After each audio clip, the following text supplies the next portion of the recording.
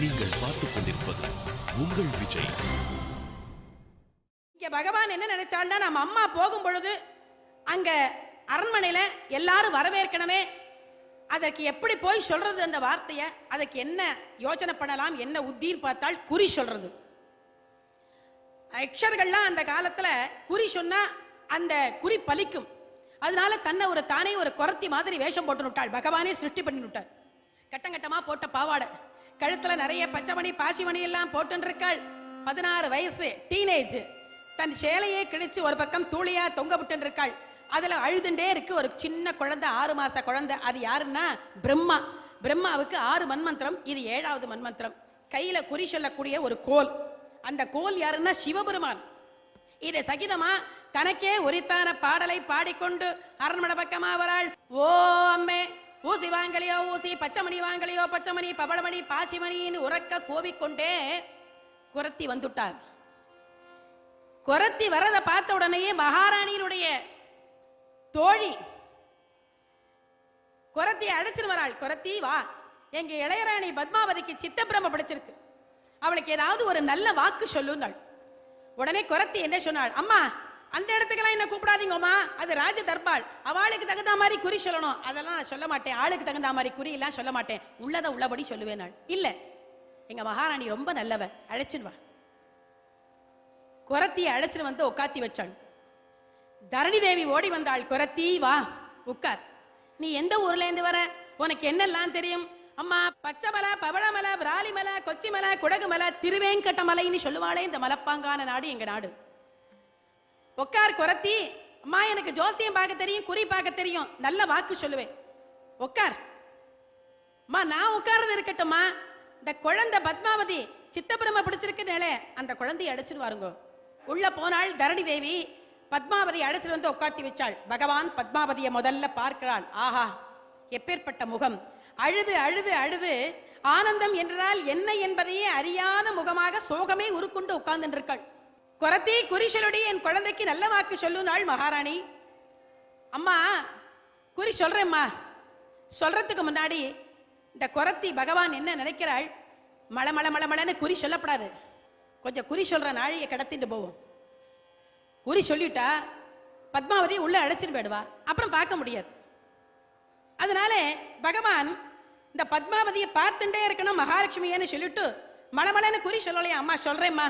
சொல்றதுக்கு முன்னாடி எங்க ஜனங்கள்லாம் வீடு வாசல் இல்லாம தெரு தெருவா தவிச்சுட்டு இருக்கோம், நீங்க பெரிய மகாராணியாச்சே, ராஜ தர்பாராச்சே, எங்க ஜனங்களுக்கெல்லாம் வீடு வாசல் கட்டி தரலான்னு கேட்டாள். தரேன், சொல்லு. சொல்றேம்மா. மா குறி சொல்றதுக்கு முன்னாடி சும்மா சொல்லக்கூடாதும்மா, ஏதாவது வாயனம் இருந்தா கொண்டு வாங்கோ சம்பாவனை. அதுக்கு என்ன, நிறைய தரேன். உள்ள போனாள் தரணி தேவி. தங்க மரத்துல நிறைய மஞ்சள் குங்குமம் அக்ஷர பருப்பு இதெல்லாம் கொண்டு வந்து வச்சு நிறைய சன்மானங்கள் புடவை எல்லாம் வச்சு ஆபரணங்கள்லாம் வச்சு குரத்தி எல்லாம் வச்சிருக்கேன், எடுத்துக்கும். அடுத்த க்ஷணம் பகவான் இந்த தூளியில படுத்துன்ற காலே 6 மாச குழந்தை, அந்த குழந்தைய வெடுக்குன்னு ஒரு கிள்ளு கிள்ளினார். இந்த குழந்தை ஓன்னு அழ ஆரம்பிச்சது. அழ ஆரம்பிச்ச உடனேயே இந்த குரத்தி என்ன சொன்னாலாம், அம்மா குரத்தி ஏண்டி குழந்தை அழறது? அம்மா சும்மா சொல்லப்படாதும்மா, நானும் இந்த குழந்தையை சாப்பிட்டு 4 நாள் ஆறுதுமா, நாங்க பட்னி கிடந்து எப்படிம்மா குறி சொல்லுவேன், ஏதாவது ஆகாரம் இருந்தா கொடுங்க. உடனே தரணி தேவி உள்ள போனாள். ஒரு தங்க கிண்ணத்துல நிறைய பாலும் சாதமுமா போட்டு நிறைய ஏலக்காய் குங்குமப்பூ சக்கரை எல்லாம் போட்டு குழைவா பிசைஞ்சு தங்க கிண்ணத்துல கொண்டு வந்து வச்சா. குரத்தி நீயும் சாப்பிடு, குழந்தைக்கும் கொடு, சாப்பிட்டுட்டு தெம்பா குறி சொல்லுங்க. பகவான் 2 உருண்டை எடுத்து குழந்தைக்கு ஊட்டினாள் பிரம்மாவுக்கு. பிரம்மா இதெல்லாம் சாப்பிடுவாரா? பூன்னு துப்பினாள். உடனே பகவான் என்ன சொன்னாலாம், பகவானுக்கு மனசுல பயம். என்னன்னா மாமியார் வருங்கால மாமியாராச்சே, ஏதாவது கோபிச்சுட்டா என்ன பண்றது? அதனால அடுத்த க்ஷணம் என்ன சொன்னாலாம், அம்மா மகாராணி தப்பா நினைச்சுக்காதீங்க, இந்த குழந்தை இந்த பாலும் சாதம் எல்லாம் சாப்பிடாது, இது காட்டுல கிடக்கிற மேரு கிழங்கு இலந்த பழம் நாகப்பழம் இதெல்லாம் சாப்பிட்டு தான் அதுக்கு பழக்கம், அதுக்கு ஏதோ துராங்காரம் பிடிச்சு போச்சுன்னு நினைக்கிறேன், அது கிடக்கு, நான் சாப்பிட்றேன். அடுத்த க்ஷணம் பகவான் குறி சொல்லக்கூடிய அந்த நேரத்தை அப்படியே கடத்திண்டே போறார். மல மல மலமலன்னு குறி சொல்லப்படாது. தரணி தேவி பார்த்தாள், ஏது இது நேரம் என்ன ஆறுது இப்ப? எத்தனை மணி ஆறுது? குறி சொல்ல மாட்டேங்கிறாளே. சொல்லக்கூடிய நேரத்தை அப்படி கடத்தின்றே போறாளே. ஏ குறத்தி, குறி சொல்ல போறியா இல்லையா? அம்மா சொல்றேம்மா, கவலைப்படாதீ, நல்ல வாக்கா சொல்றேன். பக்கத்துல இருக்கிற சக்கிமார்களை எல்லாம் பார்த்தாள் பகவான். பத்மாவதியை பார்த்தாள். ஏ பத்மாவதி, என்ன நடந்தது, இனிமே உனக்கு என்ன நடக்க போறது, அத்தனையும் சொல்றேன் கேளு. சக்கிமார்களை பார்த்தாள். ஏ சக்கிமார்களே, போன சனிக்கிழமை நீங்கள்லாம் நந்தவனத்துக்கு போனேளா? சக்கிமார்கள்லாம் பக்கத்துல நிக்கிறா. என்னடி கனகாம்பரி நீலாம்பரி வாய முடின்னு இருக்கேள். தூக்கி வாரி போட்டுது அவளுக்கெல்லாம். என்னது இது, என் பேர் எப்படி தெரிஞ்சது இந்த குரத்திக்கு? வந்திருக்கிற குரத்தி என்ன சாதாரணப்பட்ட குரத்தியா? சாட்சாத் சீனிவாச பெருமாள் அல்லவா? கனகாம்பரி நீலாம்பரி, போன சனிக்கிழமை நந்தவனத்துக்கு போனேளா? தினம்தான் போயின்னு இருக்கோம். ஒழுங்கா மரியாதையா கேட்கிற கேள்விக்கு பதில் சொல்லுங்க. ஆமா போனோம். அங்க ஒரு வேடன் வந்தானா? வந்தான். கல்லால அடிச்சேளா? அடிச்சோம். அடுத்த க்ஷணம் பத்மாவதி பூமியில பிரக்ஞை இல்லாமல் விழுந்துட்டா. இதானே நடந்தது? ஆமா அம்மா. குரத்தி அறுத்த க்ஷணம் இந்த வார்த்தையை சொன்னதும் மகாராணி தரணி தேவி கிட்ட என்ன சொன்னாலாம்? அம்மா மகாராணி, இதுதான் நடந்தது. அந்த வந்த வேடுவன் சாதாரணப்பட்ட வேடுவன் அல்ல, ஸ்ரீனிவாச பெருமாளே அந்த வேடுவனாகத்தானே வேஷம் போட்டு வந்திருக்கான். அந்த ஸ்ரீனிவாச பெருமாளுக்கே உங்கள் பெண்ணான பத்மாவதியை திருக்கல்யாணம் பண்ணி வைங்கோ, உங்களுக்கு சர்வ மங்களங்களும் உண்டாகும். இன்னும் கொஞ்ச நேரத்திற்கெல்லாம் ஒரு வயதான மூதாட்டி வகுள மாளிகைன்னு ஒரு அம்மா வருவாள் பெண் கேட்க. அந்த அம்மா கிட்ட லக்ன பத்திரிக்கை எழுதி கொடுத்து அனுப்புகோன்னு சொன்னாள். அடுத்த க்ஷணம் அந்தர்த்தியானம் ஆயிட்டாள் பகவான். வகுள மாளிகை ருத்ராபிஷேகம் சிவன் கோவிலிலே தரிசனம் பண்ணிட்டு பகவான தியானம் பண்ணிண்டே நேர எங்க வராள்னா அந்த ஆகாச ராஜன் கிட்டே பெண் கேட்பதற்காகத்தானே வருகிறாளாம். நாராயண நாராயணான்னு சொல்லிண்டே ஆகாச ராஜன் கிட்ட வந்துட்டாளாம். வந்த அந்த வயதான மூதாட்டியார வரவேற்றாள். சுகபிரம்ம மகர்ஷியை கூப்பிட்டு லக்ன பத்திரிக்கை எழுதி கொடுக்கிறாளாம். எப்படி லக்ன பத்திரிக்கை எழுதி கொடுக்கிறாள்னா, ஸ்ரீ ஸ்ரீ ஸ்ரீமன் அகிலாண்ட கோடி பிரம்மாண்ட நாயகனான ஸ்ரீனிவாச பெருமாளுக்கு ஆகாசராஜன் அநேக தண்டம் சமர்ப்பித்த விஞ்ஞாபனம். வருகிற வைகாசி மாசம் சுக்ல பட்சம் வெள்ளிக்கிழமை தசமி திதி கூடிய சுபயோக சுபதினத்திலே என் பெண்ணான பத்மாவதியை திருக்கல்யாணம் பண்ணிண்டு நாரதாதி மகாத்மாக்களுக்கும் எங்களுக்கும் கல்யாண கோல காட்சியை காண்பிக்கணும். இப்படிக்கு ஆகாசராஜனை கையெழுத்து போட்டாள்.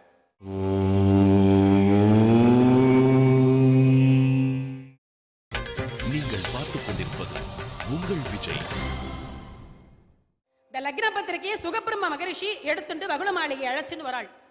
ஸ்ரீனிவாச பெருமாள் கிட்ட கொண்டு வந்து கொடுத்தாள். சந்தோஷம் தாங்கல அவருக்கு. அவரும் பதில் லிகிதம் எழுதி கொடுத்தாள்.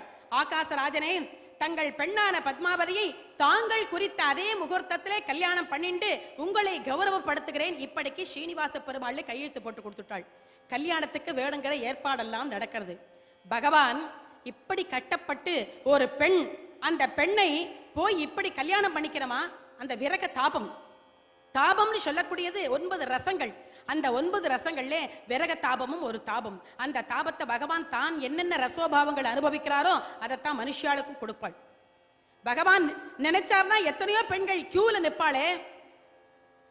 பகவான் இப்படி கட்டப்பட்டு பத்மாவதியை கல்யாணம் பண்ணிக்கிறமா? விரக தாபத்தினுடைய பெருமையே, அந்த மகிமையே ஜெயதேவர் சுவாமிகள் தன்னுடைய 24 அட்டபதியிலே 19வது அட்டபதியிலே முகாரி ராகத்திலே அழகா அதி அற்புதமா பாடியிருக்காள். ராதைன்னு சொல்லக்கூடிய ஒரு பரம பக்தைய பிரிஞ்சு பகவான் கிருஷ்ணன் விரகதாபத்தினால எப்படி கட்டப்பட்டாளாம், அதை எப்படி அனுபவிச்சாளாம். அத்ராந்தரே மஷன ரோஷவசர் அசீம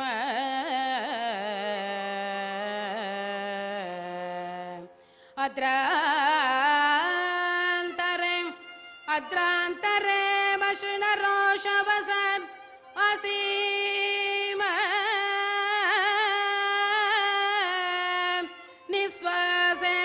நிஸ்ஸகமுகி சுமுகி உபேத்யே சௌரீடம் நீக்ஷதி சகி வதன தினாந்தே சானல்த கத்கதபதம் ஹரிரித்யுவச்ச நன நன வதசியதி கில்சிதபி தந்தருச்சி கௌமுதே ஹரது ததுதி மிரோ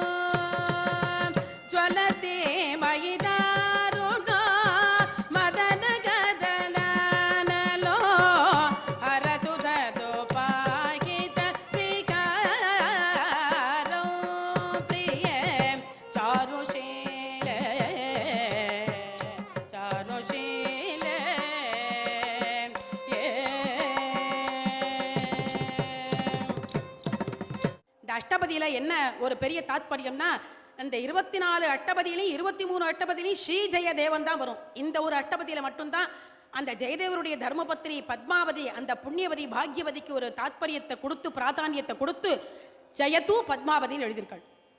கல்யாணம் நிச்சயமாயிடுத்து பகவான் ஸ்ரீனிவாச பெருமாளுக்கும் பத்மாவதிக்கும். நாரதர் வந்தாள், சுவாமி உங்கள் முகத்துல கல்யாண கிளையே இல்லையே, ரொம்ப தாபமா இருக்கேன்னு கேட்டாள். நாரதா, என்னை பார்த்தா உனக்கு பரிகாசமா இருக்கா? என் கல்யாணத்துக்கு 14 புவனத்திலேருந்து வருவாளே, அவளுக்கெல்லாம் தங்க வசதி ஜாக வசதி பண்ணி கொடுத்து சாப்பாடு வஸ்திரங்கள் ஆபரணங்கள்லாம் வாங்கி கொடுக்கணுமே, எங்கிட்ட மகாலட்சுமி ஃபினான்ஸ் டிபார்ட்மெண்ட் இல்லையேடான்னு. கவலைப்படாதீங்க சுவாமி, இதுக்கெல்லாம் கவலைப்படலாமா, உங்களுக்காக ஒரு ஆசாமி ரெடி பண்ணி வச்சிருக்கேன். குபேரன் அழைச்சிட்டு வந்தாள். குபேரன் கிட்ட பகவான் கடன் வாங்கிட்டார், 14 லட்சம் வராகன். குபேரன் சொன்னா, சுவாமி உங்களுக்கு சும்மா தர முடியாது, கடன் பத்திரம் எழுதி கொடுங்க. நான் பேஷா எழுதி தரேன்டா. 14 லட்சம் வராகன் ஸ்ரீனிவாச பெருமாளாகிய நான் என் கல்யாணத்துக்காக குபேரன் கிட்டேருந்து கடன் வாங்கிட்டு இருக்கேன். இதை கலியுக அந்தியத்தில் திருப்பி கொடுக்கிறேன். அந்தியம் எப்ப வருது? இன்னி வரைக்கும் பகவான் வட்டியை தான், இன்ட்ரெஸ்ட் தான் கட்டின்னு இருக்காள். வட்டி காசு பிரியர்னு பேர் அவருக்கு. இப்படிக்கு ஸ்ரீனிவாசனை கையெழுத்து போட்டாள். கல்யாண ஏற்பாடெல்லாம் கோவிந்தராஜ பெருமாள் கிட்ட கொடுத்தாள். ஏன்னா அவர் கையில தனரேகை ஓடுறது, ஒரு பிடி எடுத்தார்னா அக்ஷயமா விளையும். அதனால கல்யாணம் ஆனந்தமா நடக்க போறது. 30 கோடி தேவர்கள், 48,000 மகர்ஷிகள் எல்லாம் புடைசூழ, நாரதாரி மகாத்மாக்கள் எல்லாம் கீதம் பாட, வேத கோஷம் வானை பிளக்க, சுபமான முகூர்த்த வேளையிலே ஆகாசராஜனுடைய பெண்ணான பத்மாவதி தேவியினுடைய திருக்கழுத்திலே ஸ்ரீனிவாச பெருமாள் திருமாங்கல்யத்தை சூட்டினாள். மாங்கல்யம் தந்து நானேனா ஜெகஜீவன கேதுனா கண்டே பத்ராமி சுபகே துவம் ஜீவச்சர தர்ஷதம் சுலக்னே சாவதான சுமுகூர்த்தே சாவதான. ஆகாசத்திலிருந்து தேவர்கள்லாம் புஷ்பாஞ்சலி பண்ணி வாழ்த்துறாளாம். கல்யாணோ கல்யாணோ திரு வெங்கடத்தில் நடந்த கல்யாணோ கல்யாணோ கல்யாணோ திரு வெங்கடத்தில் நடந்த கல்யாணோ. நாதஸ்வர மேளம் வைத்து வேதங்கள் புராணம் வைத்து 4 பரிவாரம் வைத்த கல்யாணம். கோலமணி ஓசையிலே கோபுரத்து பறவைகளோ கூடி நின்று வாழ்த்துரைத்த கல்யாணம் கல்யாணோ கல்யாணோ திரு வெங்கடத்தில் நடந்த கல்யாணோ. மங்கையல மேலு பக்கம் மன்ன திரு வேங்கடத்தான் கங்கி நின்று தான் முடித்த கல்யாணோ. செங்கமல தாய் கழுத்தில் ஸ்ரீனிவாசல் கரத்தால் தங்கமணி மாலையிட்ட கல்யாணோ கல்யாணோ கல்யாணோ திரு வெங்கடத்தில் நடந்த கல்யாணம் கல்யாணம் கல்யாணம்.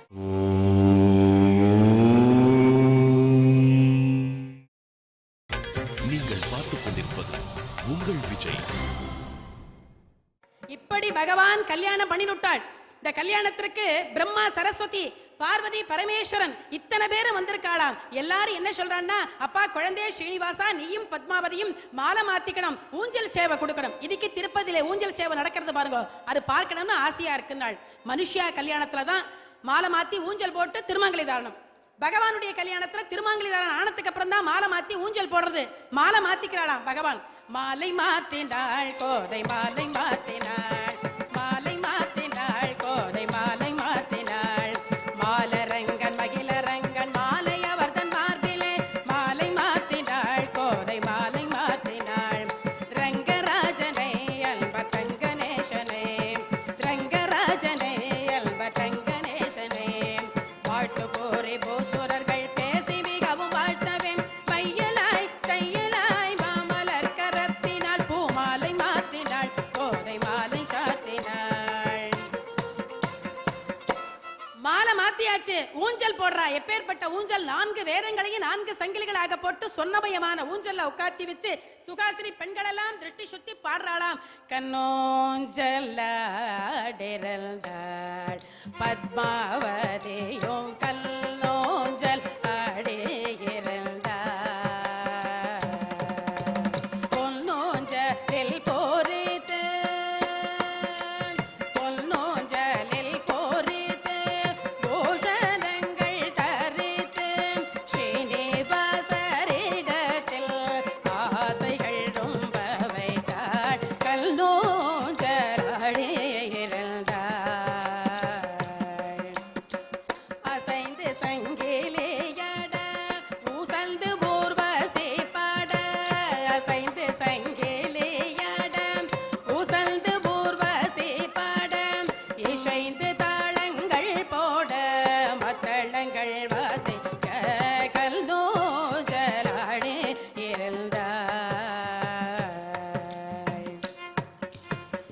இப்படி ஸ்ரீனிவாச பெருமாள் ஆகாசராஜனுடைய பெண்ணான பத்மாவதியை திருக்கல்யாணம் பண்ணிக்கொண்டு நாரதாதி மகாத்மாக்களுக்கெல்லாம் காட்சியை காண்பித்து நம்ம எல்லாருக்கும் சுகிருதத்தை கொடுத்தாள். விஜய் டிவி நிறுவனத்தால் நடத்தும்படியான இந்த காஞ்சிபுரத்திலே காமாட்சி இருக்கும்படியான இடத்திலே 17வது பக்தி திருவிழாவிலே ஸ்ரீனிவாச திருக்கல்யாண வைபவத்தை சொல்லும்படியான ஒரு உயர்ந்த வாய்ப்பை கொடுத்த விஜய் டிவி நிறுவனத்தாருக்கு எங்களுடைய மனமார்ந்த நன்றியை தெரிவித்துக் கொள்கிறோம்.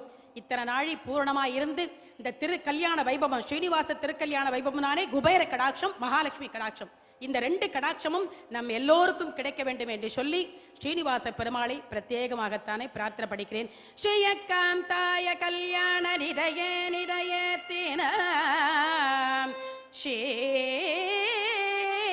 வெங்கடநிவாசாய ஸ்ரீனிவாசாய மங்களம் ஜயமங்களம் கோபிகா ஜீவனஸ்மரணம் கோவிந்தா கோ